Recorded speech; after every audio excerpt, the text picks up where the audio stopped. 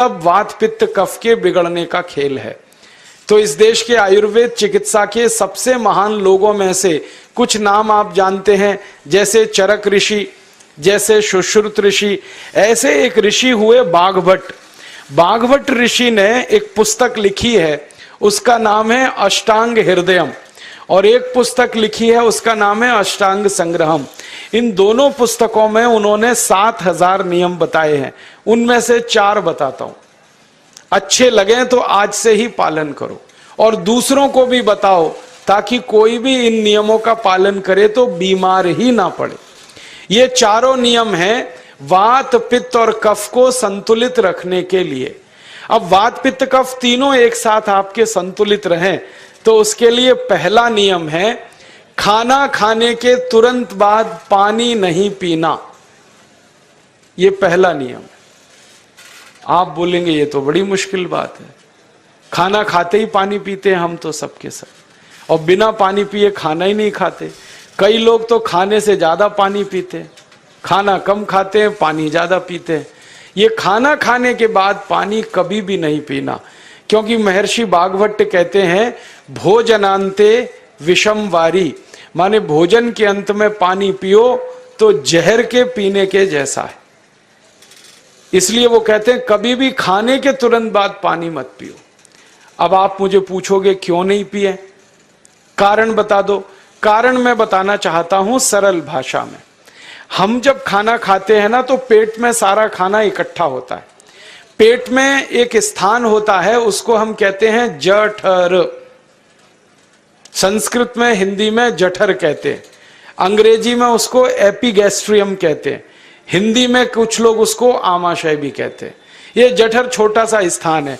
आपके पेट में नाभि है ना, उसके लेफ्ट साइड में बाईं तरफ छोटा सा स्थान है। सारा खाना आपका इसी स्थान पर आता है। जो भी आप खाते हो, रोटी चावल दाल सब्जी दूध दही कुछ भी खाओ, सब कुछ जठर में आता है।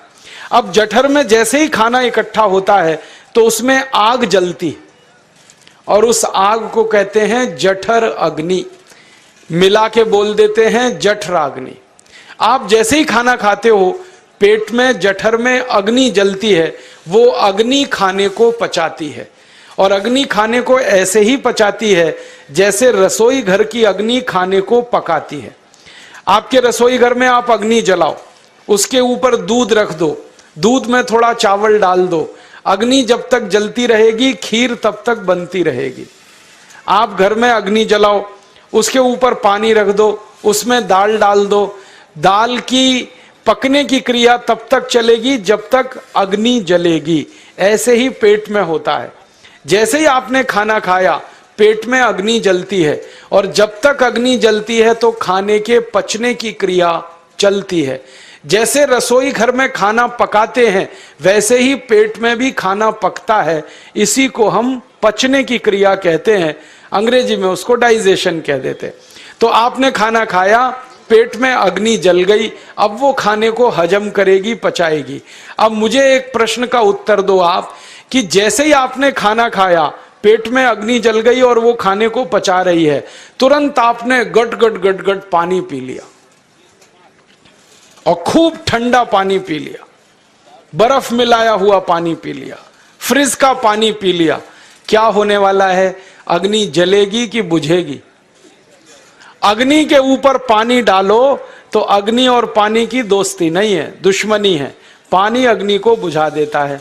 तो आपने खाना खाया, अग्नि जली, पीछे से गटगट पानी पी लिया, अब अग्नि शांत हो गई, अब खाना पचेगा नहीं, तो वो पेट में पड़ा पड़ा सड़ेगा, और सड़ा हुआ खाना 100 से ज्यादा विष पैदा करेगा, और वो 100 विष आपकी जिंदगी को नरक बना देंगे, और जिंदगी भर आप बीमार पड़े रहेंगे। आपको मालूम है, कई लोग कहते हैं मुझे पेट में बहुत गैस बनती है। ये गैस उन्हीं को बनती है जिनका खाना हजम नहीं होता। कोई लोग कहते हैं कि मुझे पेट में जलन होती है, ये जलन उन्हीं को होती है जिनका खाना पचता नहीं। कोई कहते हैं कि मेरे पेट में एकदम गुम हो जाता है, फूल जाता है, ये सब वो लक्षण हैं जब खाना पचता नहीं। तो खाना पचेगा नहीं तो सड़ेगा, सड़ेगा तो विष पैदा करेगा और वो विष आपको बीमार करेंगे।